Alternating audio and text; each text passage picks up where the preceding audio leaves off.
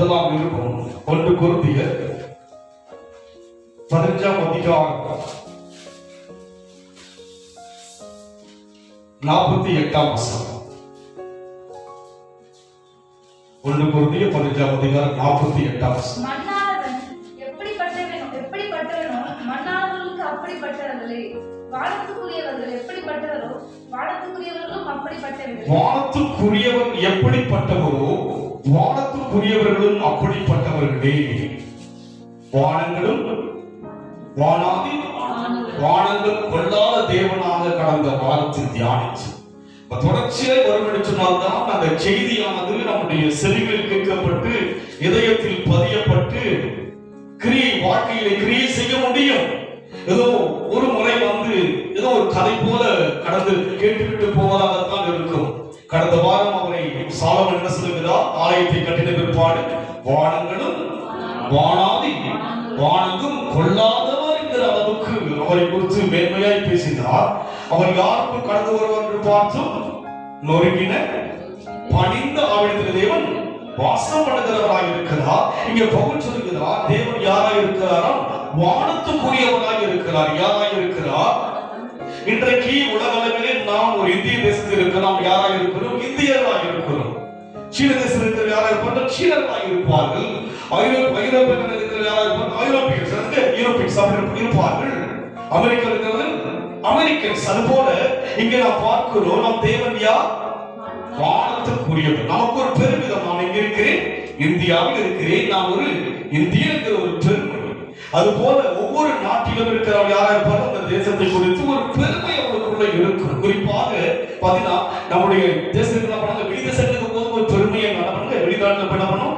அங்கே சிட்டிசன் ஆயிட்டாலும் ஒரு பெருமை என்னதுக்கு எல்லாருக்கும் விரும்பினாங்க. அமெரிக்கா போய் என்ன பண்ணணும்? எனக்கு தெரியும் நிறைய பேர் என்ன பண்ணாங்க? செட்டில் ஆயிட்டாங்க. அமெரிக்கா என்பது என்ன? உலகிலேயே ஒரு பெரிய நாடு, ஒரு வளர்ச்சி நாடு, எல்லா விதமான அங்கே ஆசீர்வாதமான ஒரு நாடா இருக்கிற என்ன பண்ணாங்க? எல்லாரும் வெளி தேசங்களுக்கு போவதுதான் விரும்புவார்கள். ஆனால் இன்றைக்கு நம் தேவன் யார்? தேடி வந்து ஆராதிக்கிற இயேசு யாருங்க? வானத்துக்குரியவர். இவர் யார்? இவர் வானத்துக்குரியவர். அதினா படிக்கிறது, வானத்துக்குரியவர் எப்படிப்பட்டவரோ அவர் வானத்துக்குரியவர். நாம் யாராய் இருக்கிறோமா? வானத்துக்குரியவர்கள் தான், இந்தியர்கள் தான். பல தேசத்தில் இருக்கிற ஒவ்வொரு சிட்டிசன் இருக்கலாம், ஆனால் அவர் வானத்துக்குரியவர். நாம் வழிபடுகிறவர் யார்? வானத்துக்குரியவர். நாம் யாராய் இருக்கிறோம்? வானத்துக்குரியவர். ஒரு பெருமிதம் இந்த தேசத்தில் இருப்பதனால் ஒரு பெருமிதம் அல்லவா? அது போல இன்றைக்கு பல சோகமான பாதைகள், துயரமான பாதைகள், துக்கமான பாதைகள், குழப்பமான பாதைகள் சென்று கொண்டிருக்கிறோம். ஜெபித்து கூட பதில் இல்லையே. நான் எவ்வளவுதான் தேவனை தேடினாலும் கூட எனக்கு பிரச்சனை மேல் பிரச்சனை வருகிற யோசிக்கிறோம். ஆனால் நான் வழிபடுகிற தேவன் யாராக இருக்கிறார்? வானத்துக்குரியவர். நாம் யாராக இருக்கிறோம்? வானத்துக்குரியவர். எதற்கு இதையெல்லாம் தேவன் வேத்தில் கொடுத்திருக்கிறார்? நாம் சோர்ந்து போகக்கூடாது. இந்த உலக ரீதியான பிரச்சனைகளை குறித்து யோசித்து யோசித்து நாம் கலங்கி விடக்கூடாது என்று சொல்லி நாம் ஆராதிக்கிறவர் வானத்துக்குரியவர். நாமும் ஒரு மேன்மையான ஒரு பல கோடி ரூபாய் பேங்க்ல டெபாசிட் எவ்வளவு சந்தோஷம். செட்டில் ஆயிட்டேன், நான் செட்டில் ஆயிட்டேன், எனக்கு ஒன்றும் பிரச்சனை கிடையாது. ஒரு சந்தோஷம் எல்லாமே எனக்கு இருக்கிறது. ஒரு சொல்லுவாங்க, எனக்கு வந்து 7 தலைமுறைக்கு எனக்கு என்ன கிடையாது, பிரச்சனையே கிடையாது. இப்படி எல்லாம் ஒரு சந்தோஷம், உலக ரீதியான மேன்மை பெறுதான் சந்தோஷம். ஆனா இங்க தேவன் நமக்கு ஒரு சந்தோஷமான ஒரு வார்த்தை சொல்லுகிறார். நாம் தேடி வந்தவர் யார்? வானத்துக்குரியவர். நீங்க பாருங்க, ஒரு மாதம் என்பது ஒரு வித்தியாசமான மாதம். நாம் அதை தமிழ்ல எல்லா வழிஸ்தலங்க வழிபடுகிற ஒரு மாதம், ஒரு விசேஷமான. அவங்க விசேஷமா எண்ணுவார்கள். அதை தங்கள் வீடு என்ன பண்ணுவாங்க? அலங்கரித்து பல காரியங்களை விசேஷமாய் செய்கின்ற ஒரு மாதம். இனி ஒவ்வொரு மாதம் முதல் கொண்டு பல விசேஷங்கள் நம்முடைய தேசத்தில் நடக்கின்ற ஒரு விசேஷமான மாதம். அவங்க எல்லோருக்கும் ஒரு விசேஷம். ஆனால் நமக்கு என்ன விசேஷம் என்பது நமக்கு தெரியாம என்ன பண்ணாங்க? ஒரு கிராஜுவலா சராசரியாக ஆராய்ச்சிட்டு போயிட்டு இருக்கோம். ஆனா வேதம் சொல்கிறது, அவர் வானத்துக்குரியவர், நாமும் வானத்துக்குரியவர். வானங்களும் வானாதி வானங்களும் கொள்ளாத தேவனாக இருந்தாலும் கூட நமக்குள்ளே வாசப்படுகிறவர் மாத்திரமல்ல. அவர் சொல்லுகிறார், நான் வானத்துக்குரியவர், நீங்களும் இந்த பூமி என்பது ஒழிந்து போகிறதாக இருக்கிறது. ஒழிந்து போகின்ற பூமியில் தான் நாம் வாழ்ந்து கொண்டிருக்கிறோம். மறிக்கின்ற பூமியில் தான் வாழ்ந்து கொண்டிருக்கிறோம். வானத்துக்குரிய அந்த தேவனால் உண்டாக்கப்பட்ட வானத்துக்குரிய காரியங்களை பார்க்கும் போது அது அழிக்கப்படாத ஒரு இடம் அல்ல, நித்தியமாய் வாழ்கிற ஒரு இடமா இருக்கின்றபடியினாலே இன்றைக்கு உலக ரீதியான பிரச்சனை இருக்கும். அந்த பிரச்சனை நினைத்துக் கொண்டு நீங்க சோர்ந்து போகக்கூடாதுன்னு சொல்லுகிறார். நான் வானத்துக்குரியவர், நீங்களும். இதையெல்லாம் நீங்கள் எண்ணும் போது என்ன வரும்? மனசோர்வு வருமா? அவ்வளவுதான் பூமி நடந்தாலும் கூட நான் யாரா இருக்கிறேன்?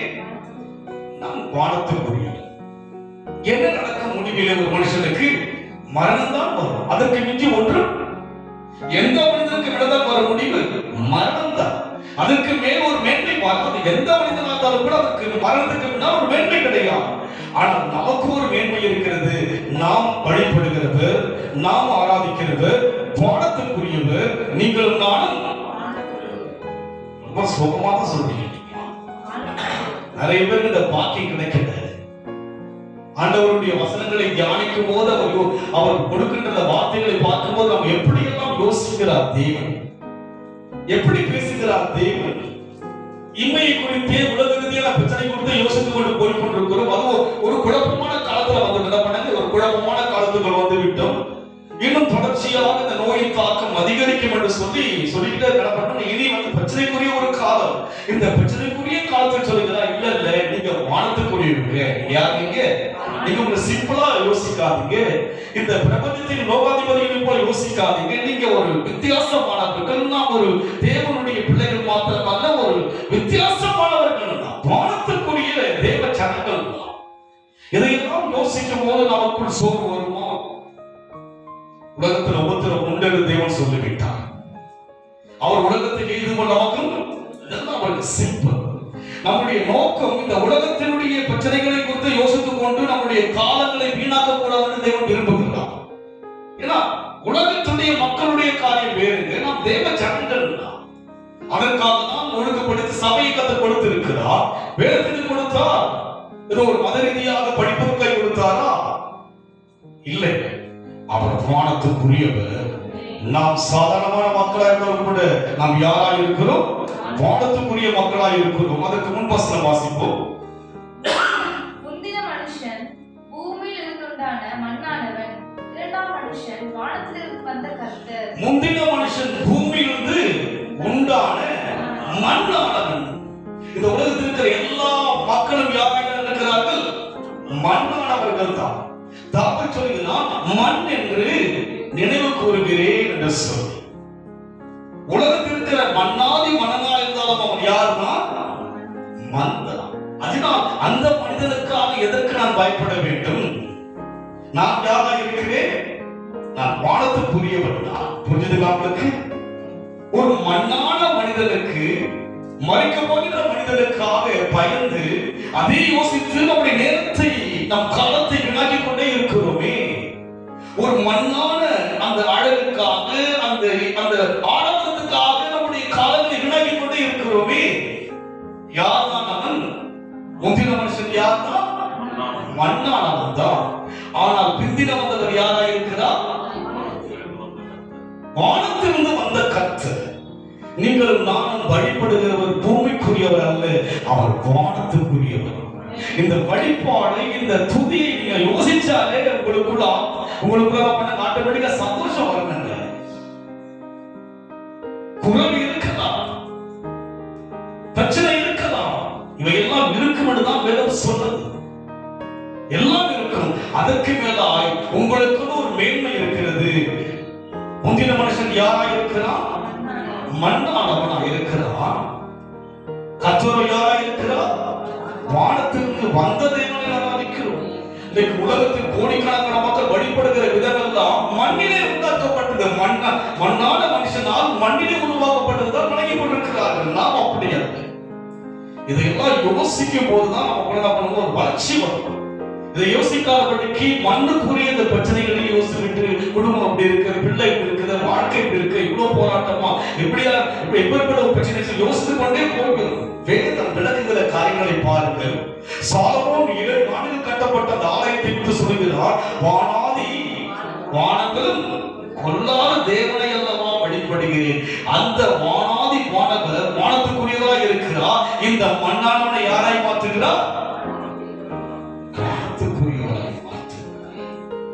இதெல்லாம் மைண்ட்ல போட்டு யோசித்தீங்கன்னா சந்தோஷம் போகுதே. யோசிக்க மண்ண பண்ண மாட்டாங்க.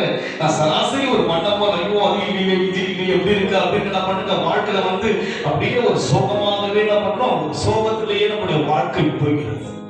ஒரு சோகத்தோட நம்முடைய காரியம். வேதம் இளையர பெற்றது பொன்னிடம் பசும்பொன் தேனிடம் தேனை வைத்துக் கொண்டு கசந்து வாழ்கிறோம்னா, சுவைக்க வேண்டிய தேனை வைத்துக் கொண்டு நாம் துவண்ட வாழ்கிறோமே. யோசிக்க நீ யோசிக்கலாம், பாஸ் பரதேசி அதனால தான் பண்றத பத்திலாம் பேசுறாரு. நான் பரதேசி தான், ஆனால் நான் யாராக இருக்கிறேன்? ஒரு நாள் வானத்துக்குரியவனாக இருக்கிறேன். இந்த உலகத்தில் சிறந்தனா இருந்தாலும் அவன் யாராக இருக்கிறான்? மண்ணாகத்தான் இருக்கிறான். மண்ணா இருந்தாலும் தேவனை அறியாதவன் யார் தான்? மண்ணானவன் தான். ரொம்ப இந்த வசனங்களை தொடர்ச்சியாக தேவனுடைய வார்த்தைகளை தியானித்து பார்க்கும் போது தேவன் நம்ம எப்படி விரும்புகிறோம்? சின்ன சபை, என்னைக்கு உள்ள சபை இது இருக்கிற மக்களே வர முடியாத ஒரு சபையா இருக்கிறது. தெரியவில்லை உனக்கு தேவன் யார் என்று புரியாதபடி இருக்கிறார்களே. வீழ்க்கப்பட்டவர்கள் தான், துதிக்கும்படியே வந்தவர்கள் தான், பாடுபவர்கள் தான். நாமே தெரியாமல் இருக்கிறோமே நாம் யார் என்று. நமக்கே தெரியவில்லை இந்த ரகசியம். மற்றவர்கள் ரகசியம் அறிந்தவனுக்கே நாம் யார் என்று விலகிக் கொள்ள முடியாமல் மண் போலவே மண்ணோடு மண்ணா போயிட்டு இருக்கோம். பன்றி பார்க்கல நீங்க நீங்க அது எப்ப கீழே தான் பார்த்துட்டு கீழே தான் இருக்க முடியாது. மேல பார்க்கவே பார்க்கறது அந்த கீழே இருக்கிற மண்ணையே பார்த்து கொண்டிருக்கும். அதை கட்டி அதை வெட்டுப்படியை கொண்டு போகிற பண்ணுங்க என்ன பண்ணுவாங்க? தலைகீழ என்ன பண்ணுவாங்க? அப்பதான் அதை எதை பார்க்கும். இன்றைக்கு நாம் அப்படித்தான் இருக்கிறோம். பொக்கிஷம் கையில் இருக்கிறது.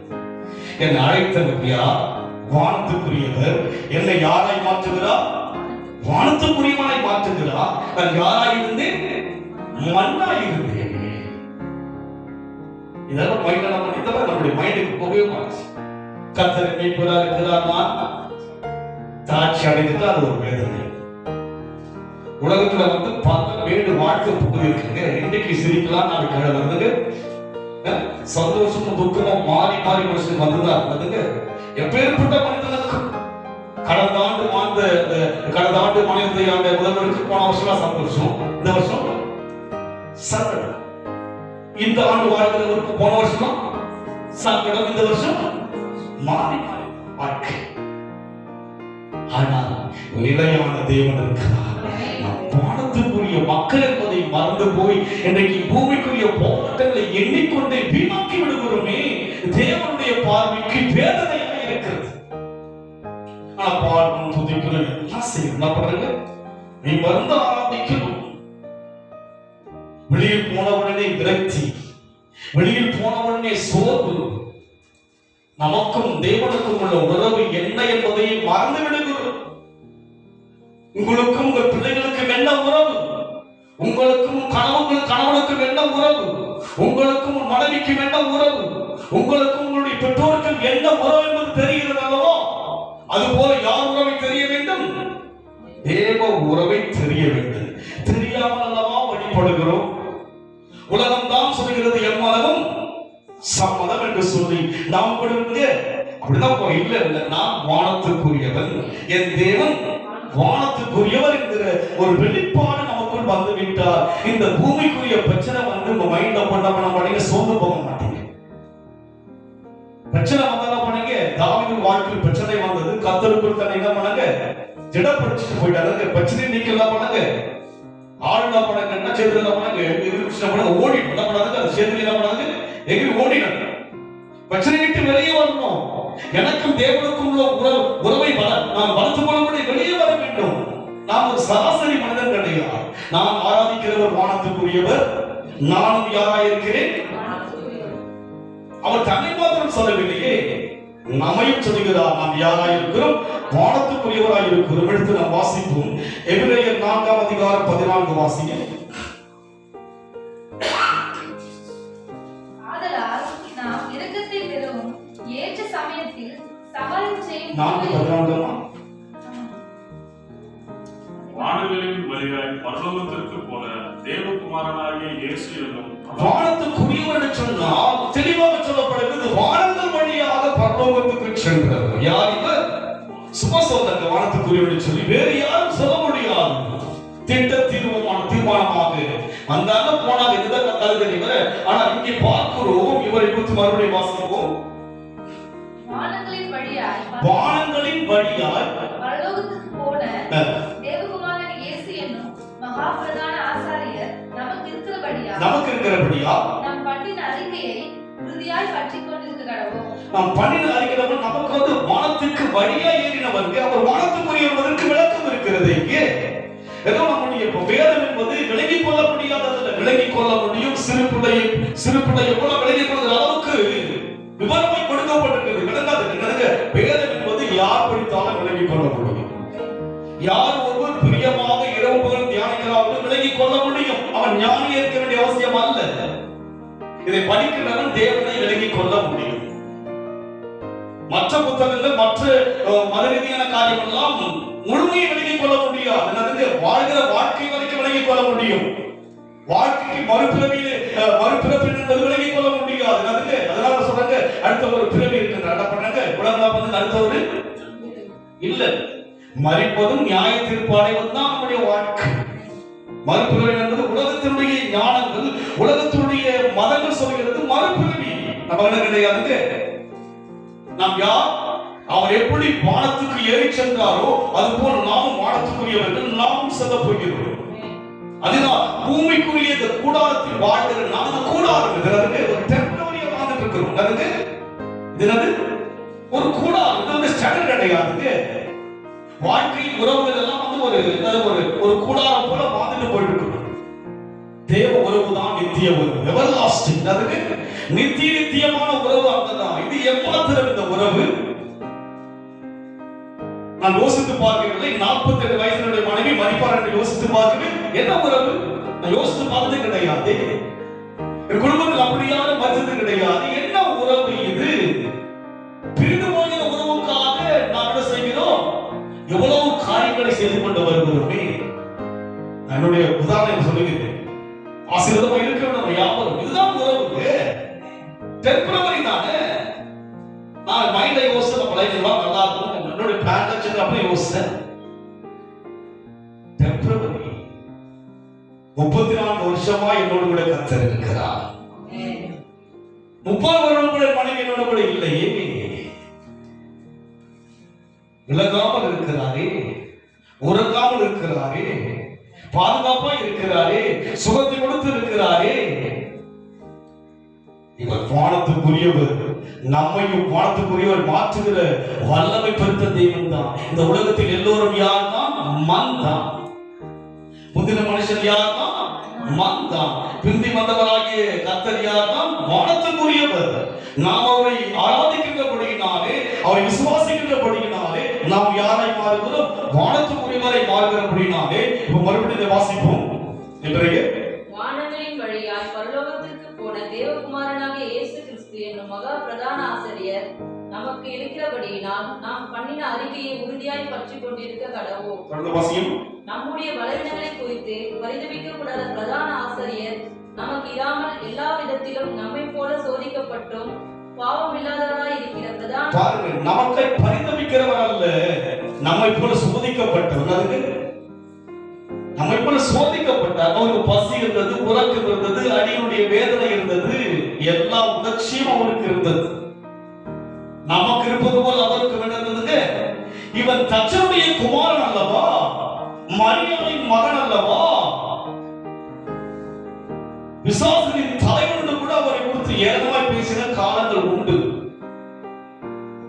நாம் தான் பரிதாபம் யோசிக்கிறோம். அவரும் பரிதவிக்கப்பட்டவராகத்தான் இருந்தார், ஏகமாய் இருந்தார், இழிவாய் பேசினார்கள், கன்னத்தில் அறிந்தார்கள், காரில் நம்மள சொல்லுங்க, நம்ம கதையை பெருசா சொல்ல, சோக கதையை கேளுங்கய்யா.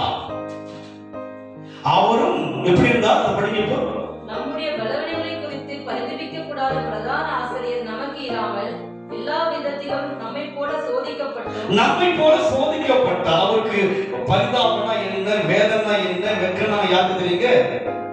எனக்கு தெரியாம இருக்கலாம் அவங்க வேதனை, பட் யாருக்கு தெரியும்? இன்னும் அவருக்கு தெரியுங்க. அவருக்கு யாருக்கு தெரியும்? உங்க பெயின் என்ன, உங்க ஸ்ட்ரெயின் என்ன என்று யாருக்கு தெரியுங்க? தேவனுக்கு தெரியும். உங்க வலி கணவனுக்கு தெரியாது, மனைவிக்கு தெரியாது, தாய்க்கு தெரியாது, தந்தைக்கு தெரியாது. யாருக்கு தெரியும்? தாடியோட யோசிப்போம், எனக்கு தெரியாது. அதுக்கு பைபிள் காலேஜ் படி படிச்சுட்டாங்க. ஒரு நேர் படிச்சு ஒரு முறை வீட்டுக்கு வந்துட்டு நல்ல ஒரு பாட்டு போடுறது பாடி, சிறகு உடைந்த பறவை. அதுக்கு ஒரு வருஷம் சிறகு உடைஞ்சிச்சு இல்லாச்சுக்கு. ஆனா 50 வருஷம் மனசுக்குள்ள இவ்வளவு ஒரு போட்டுட்டு வந்தா போட்டாருங்க. தெரியாது யாருக்கு, இயேசுவுக்கு தெரியும். உங்க பிரச்சனை இயேசுவுக்கு தெரியுங்க. வானத்துக்குரியவர் தான், ஆனா பெருமைக்குரியவர் அல்ல.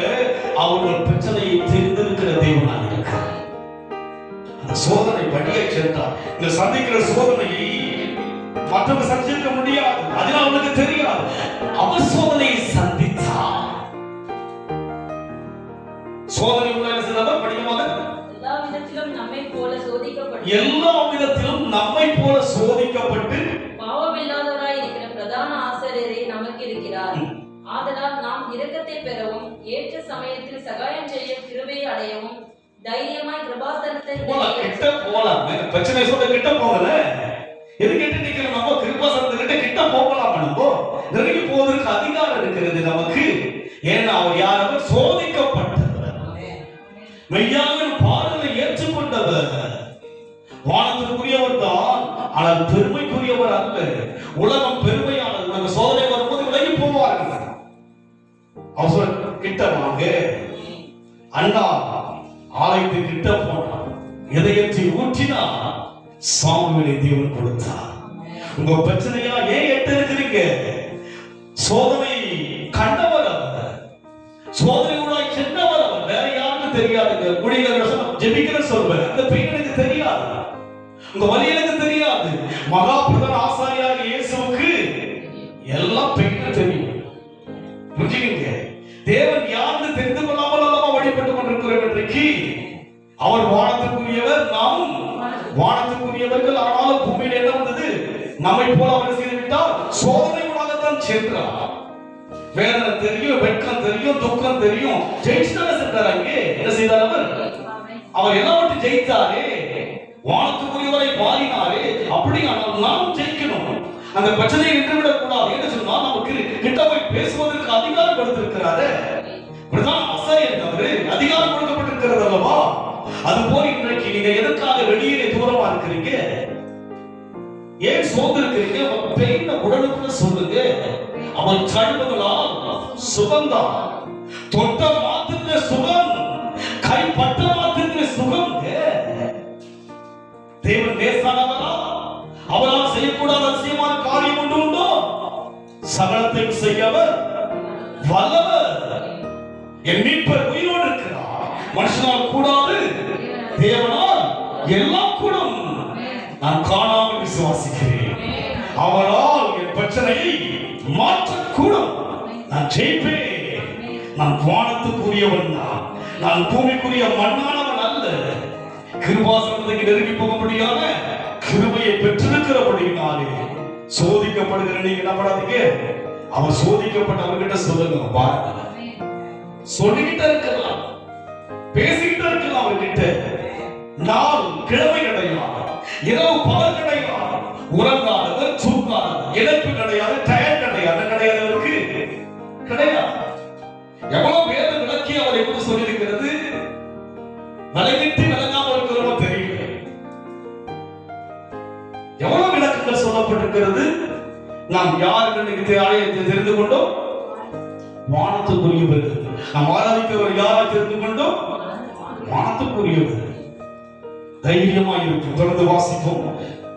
ஆதலால் நாம் இரக்கத்தை பெறவும் ஏற்ற சமயத்தில் சகாயம் நாம் இரக்கத்தை பெறவும் ஏற்ற சமயத்திலே சகாயம் பெறுவதற்கான வழியெல்லாம் நல்லா இருக்கு. தூரமாக நிற்காதீங்க. வானத்துக்கு வழியே பரலோகத்துக்கு ஏறி சென்றவர்கிட்ட போவதற்கு அதிகாரம் யார்கிட்ட இருக்கு? உங்ககிட்ட இருக்கு. தெரியாம இருக்கிறவங்க என்ன பண்ணுங்க?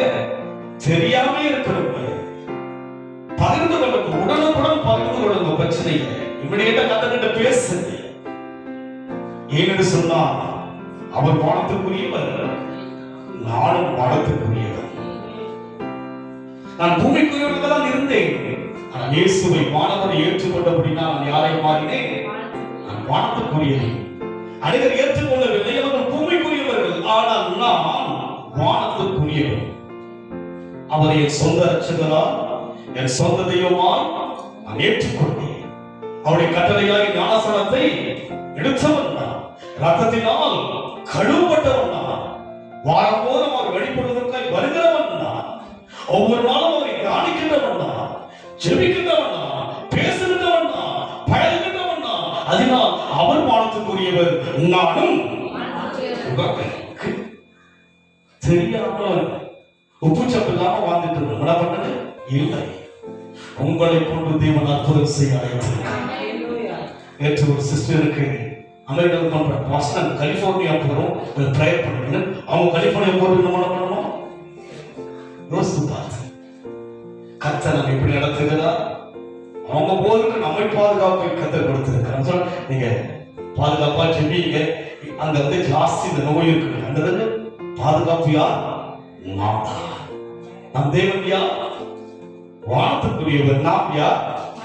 வானத்துக்குரியவராக இருக்கிறபடியால் இன்னொரு வசனம் வாசிப்போம். எபேசியர் 4ஆம் அதிகாரம் 9 வாசிக்க சீக்கிரம்.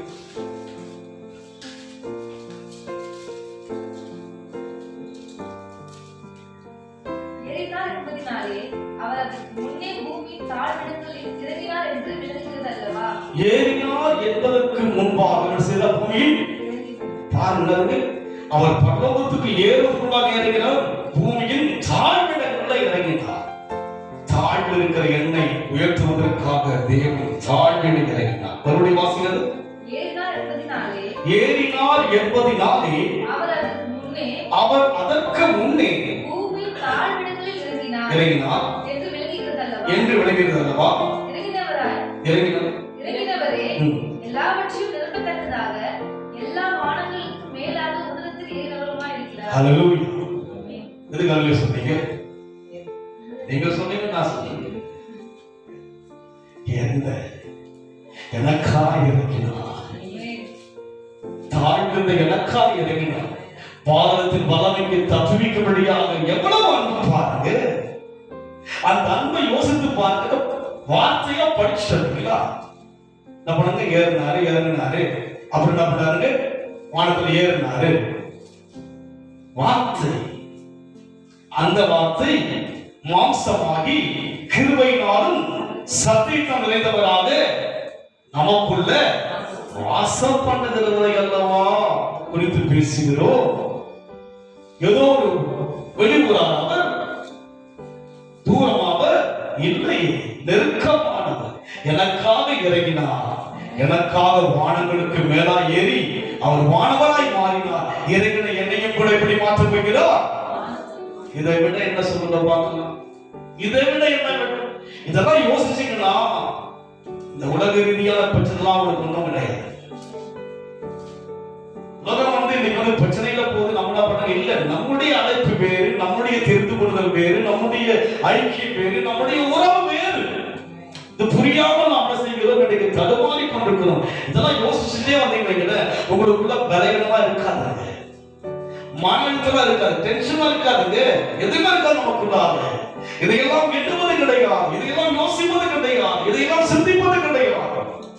எவ்வளவு வார்த்தைகள் உள்ள இருக்கிறது. எப்பேற்பட்ட தேவனை ஆராதிக்கிறோம்.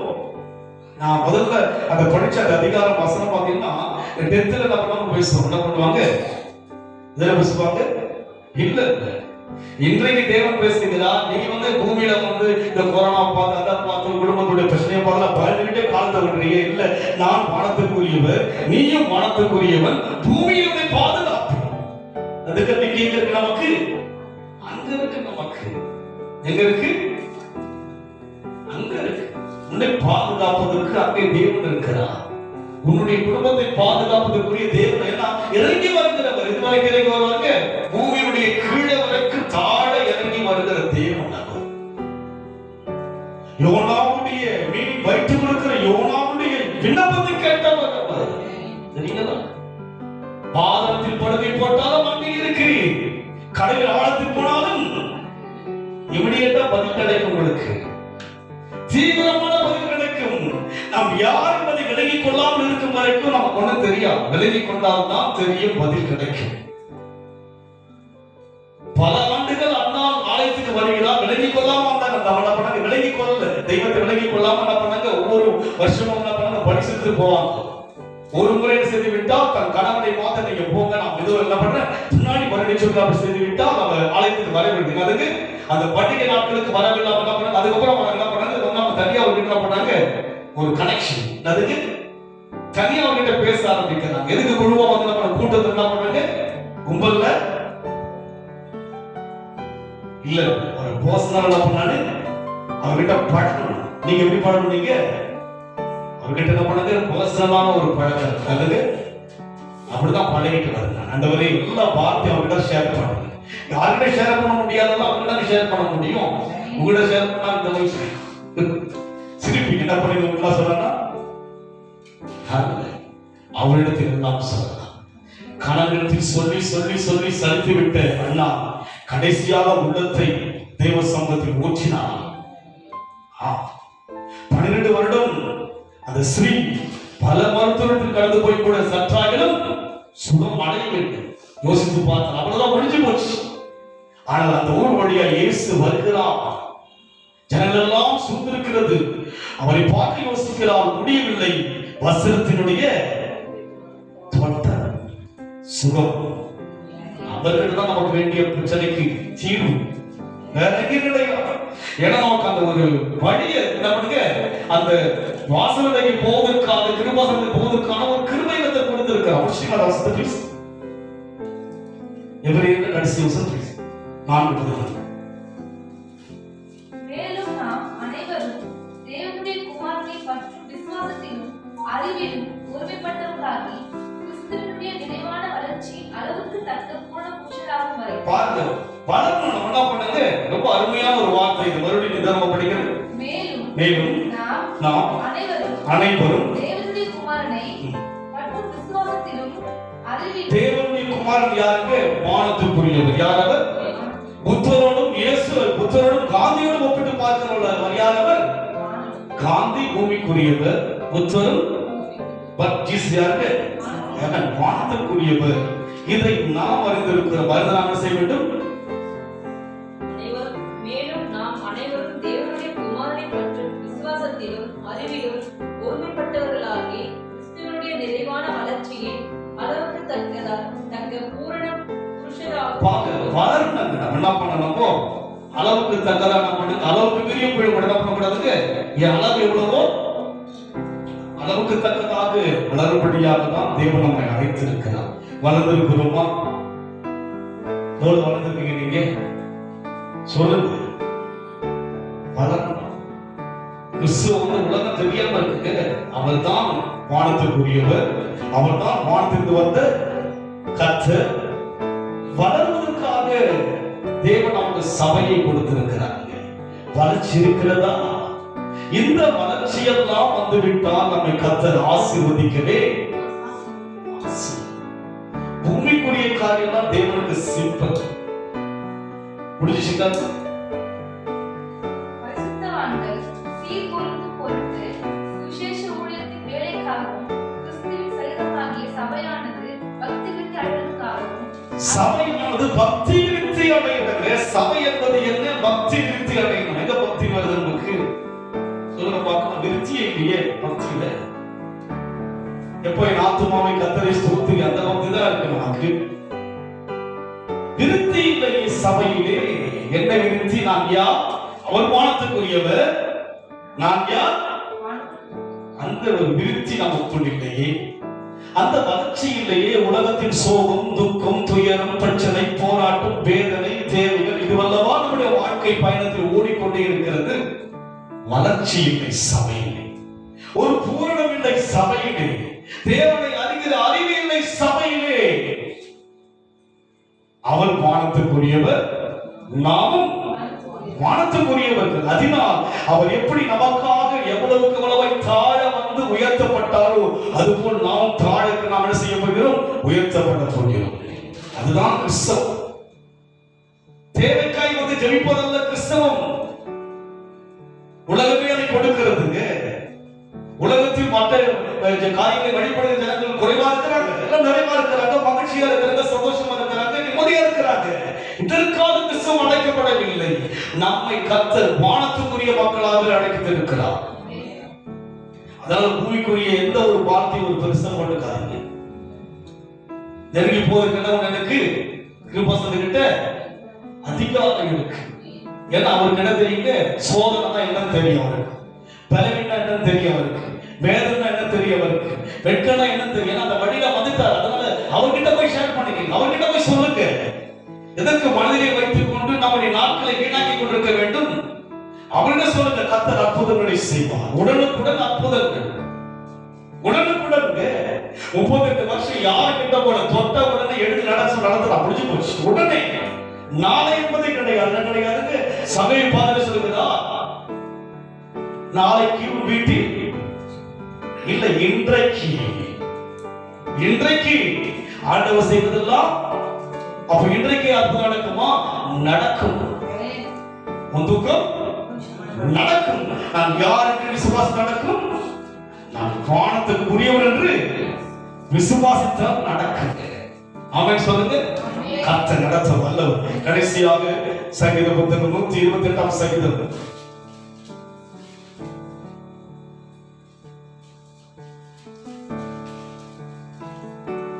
இந்த வாசிங்க. கைகள் பிரயாசத்தை நீ சாப்பிடுவாய். 120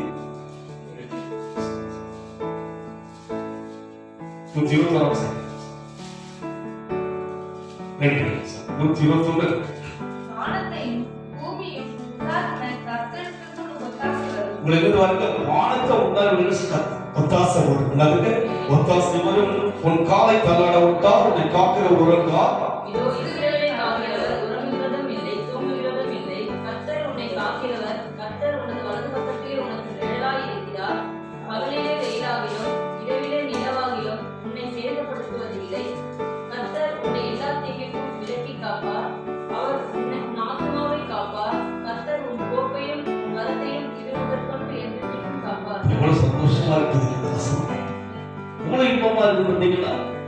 ஆனா யாருமே இருக்க வேண்டும்னா வானத்துக்குரியவர். காரணம் என்ன? வானத்தையும் பூமியும் உண்டாக்கினவர். அதனால பூமி வந்து எல்லாம் அவருடையது. பூமியும் அதை பிடிவிடும். இந்த பூமியில் இருக்கிற உங்களை எப்படி அவர் காக்கிறாரா? உறங்காமலும் தூங்காமலும் காக்கிறார். எல்லா தீங்குக்கும் விளக்கி காக்கிறார். உன் போக்கை காக்கிறார், உன் வரத்தை காக்கிறார். பகலிலே வெயிலாகிலும் உன்னை சேதப்படுத்துவதில்லை. இவ்வளவு ஆசீர்வாதங்கள் நமக்கு கருத்தில் வைத்திருக்கிறார். நாம் மேன்மையாக நாம் எண்ண வேண்டும்.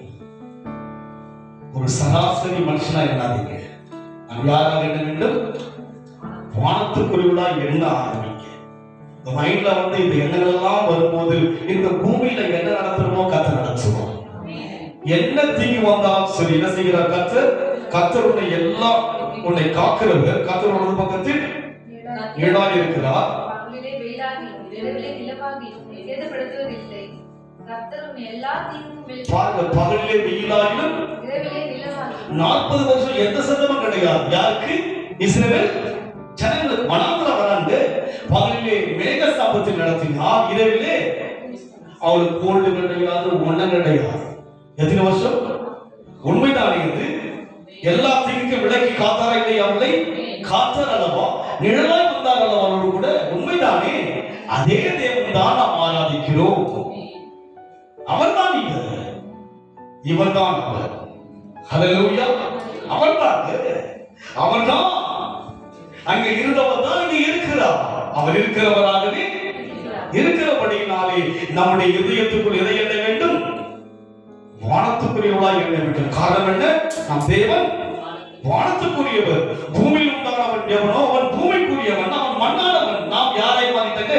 இறங்கி வந்து என்ன பண்ணுங்க, மண்ணை எடுத்து என்ன பண்ணாருங்க, அங்க மாத்திட்டாங்க. கனெக்ஷன்ஸ் எல்லாம் அங்கதான் இருக்கிறது. இந்த வெளிப்பாடெல்லாம் நமக்குள்ள வரும்போது, உலக ரீதியான பிரச்சனை வரும்போது நீங்க சொல்லுங்க, கர்த்தர் நிழலாக இருக்காங்க. சொல்லுங்க, என்ன சொல்லுங்க? நிழலா கூட இருக்கிறார். சொல்லணும், வானத்தையும் பூமியும் உண்டாக்கினது. உலகம் சொல்லலாம், பூமியை உண்டாக்கின வழிபாடு சொல்லலாம். நம்ம தேவன் யாருக்கு? வானத்துக்குரியவர். பூமியும் அவருடையதுதான், சூரியனும் அவருடையதுதான், எல்லாமே அவருடையதுதான். பகலில் வெயிலாயிலும் உலகத்தில் என்ன சேதம் வந்தாலும் அவனை சேதப்படுத்தான். நிழலாய் கொண்டிருக்க போகிறார். நிழலாய் இருப்போம். யோசிச்சு ஆண்டவரே, என் பக்கம் நிழல் இருக்கு, நாங்க இருக்க நிழலா இருக்கு. பேசுங்க. யார் பேசுறீங்க? நேரம் பார்த்து என்ன பண்ணுங்க? தேவனை பத்தி பேசுறீங்க. பேசுங்க, பேசுங்க, பேசிட்டே இருக்கு. எனக்காக அவர் யுத்தம் பண்ணுவார், எனக்காக அவர் வழக்காடுவார், எனக்காக அவர் பரிந்து பேசுவார், எனக்காக யாவற்றையும் செய்து முடிக்கிற ஒரு பெரிய தேவனா இருக்கிறபடினாலே இந்த ஒரு துரிதமான இருதயம் நமக்குள் என்ன மாறணும்? என்ன பண்ணுங்க? பூமிக்குரிய பாடங்களை குறித்து யோசிக்காதீங்க, சிந்திக்காதீங்க. கிருபாசத்தை கிட்ட போய் சொல்லிட்டு என்ன பண்ணுங்க, அவர்கிட்ட ஐயா இந்த பிரச்சனையா அவங்ககிட்ட சொல்லுங்க, மனசார சொல்லுங்க. நல்லது, மனதில் பயத்தை வைத்து சொல்றாங்க. அவர் சொல்லிவிட்டு திரும்பி வரும்போது துக்கமுகமாக இருக்கவில்லையா அண்ணா? நல்லது, அது போல சொல்லிவிட்டா பண்ணுங்க, சொல்லிட்டோம் வளர முடியுமா? முடியும். இன்னைக்கு தேவன் அற்புதம் செய்ய நாம் கண்களை போய் செவிப்போம். வானத்துக்குரியவர் எப்படிப்பட்டவர்கள்? வானத்துக்குரியவர்களும் அப்படிப்பட்டவர்கள். நாம் எப்படிப்பட்டவர்கள்? சிறு கூட்டத்தார், நாளை வீணாக்கி விட்டவர். நாம் யார் என்பதை இன்னைக்கு தேவன் விலைக்கு காண்பித்தார். இன்றைக்கு தேடி வந்த நீங்கள் பாக்கியவான்கள். நீங்க துதிக்க வந்த நீங்கள் ஆசீர்வதிக்கப்பட்ட விசேஷமானவர்கள். பூமிக்குரிய பாடுகள், உலக ரீதியான பிரச்சனைகளை, குடும்பத்தில் வந்திருக்கிற சோதனைகளை, வேதனைகளை கண்டு நாம் விரக்தி அடைய வேண்டாம். நிழலான தேவன் இருக்கிறார். எதுவும் உங்களை சேதப்படுத்தாது. எல்லா தீங்குக்கு விலக்கி காக்கிற தேவன் கூட இருக்கிறார். உறங்காமலும் தூங்காமலும் இருக்கிறார். தைரியமாய் நாம் தேவனை ஆராதிப்பதிலே கவனம் செலுத்துவோம். நன்றி ஆண்டவரே, எங்களோடு நிழலாய் இருப்பதற்காக நன்றி செலுத்துவோம். நாங்கள் வானத்துக்குரிய ஜனங்கள், நீரோ வானத்துக்குரியவர், பரலோகத்துக்கு வானவழியாய் சென்றவர்களா? வேதம் சொல்கிறது, சாட்சிகள் இருக்கிறது. நாங்களும் எங்களுக்குள் இன்றைக்கு விசுவாசிக்கிறோம், உணர்கிறோம். அந்த உணர்வை அனைவருக்கு நாங்கள் காண்பிக்கபடியாக எங்களை எடுத்து நடத்துங்க. ஆசீர்வதிங்க ராஜா. தேவ ஜனங்கள் ஒவ்வொருவரையும் ஆசீர்வதிங்க. பங்கேற்ற தேவ ஜனங்களை விசேஷ விதமாய் ஆசீர்வதிங்க ராஜா. இந்த ஆண்டவரை காணொளி மூலமாய் பார்க்கிற தேவ ஜனங்களை ஆசீர்வதிங்க. நாங்கள் யார், இந்த அழைப்பு என்ன என்பதை இன்றைக்கு எங்களோட பேசினதை நாங்கள் விலகி கொண்டதற்காக நன்றி கர்த்தாவே. ஆசீர்வதி இயேசுவின் நாமத்தில் பிதாவே. என் ஆத்துமாவே கர்த்தரை ஸ்தோத்திரி, என் முழு உள்ளமே பரிசுத்த நாமத்தை ஸ்தோத்திரி. என் ஆத்துமாவே கர்த்தரை ஸ்தோத்திரி, கர்த்தர் செய்த சகல உபகாரங்களையும் மறவாதே.